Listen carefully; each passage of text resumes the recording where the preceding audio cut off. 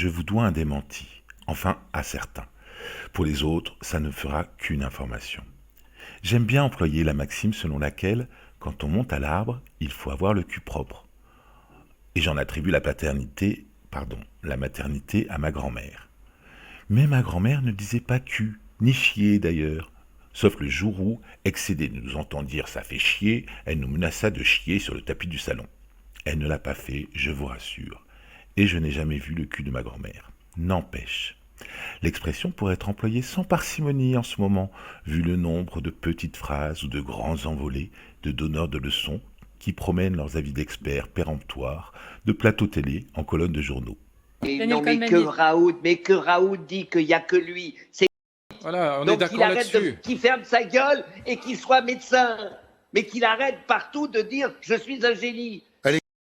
Mais on est Il y en d'accord, a encore une fois, marre, il y a il y en a marre trois de ce problèmes genre dans de le... mec. Oui, par exemple. Alors qu'ils en ont largement dépassé la date. De péremption, je veux dire. Moi-même, je vérifie l'état de mon postérieur chaque fois que je l'assois pour vous écrire ces billets. Ceci dit, la maxime grand-maternelle existe bel et bien. Calais, à la campagne, on a une expression qui vaut ce qu'elle vaut, mais enfin, et qui dit que quand on monte à l'arbre, il faut avoir le cul propre. Eh bien, Et elle s'est propagée bien au-delà du Pas-de-Calais, puisqu'un proverbe africain prévient que quand le singe veut monter au cocotier, il faut qu'il ait les fesses propres.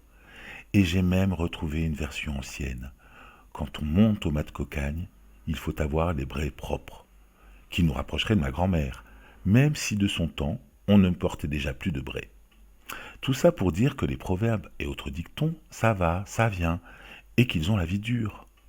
Même s'il va falloir s'adapter avec celui qui prétend que Noël au balcon, pas cotisons.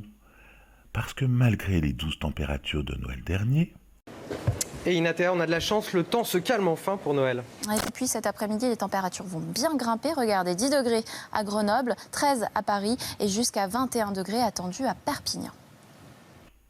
aujourd'hui, c'est Pâques au balcon, et au pluriel le soir à 20h, et à la maison. Et nous n'en avons pas fini de décliner. Je veux dire décliner les dictons sur le mode climatique, ou politique, ou même épidémique, ou tout ça en même temps.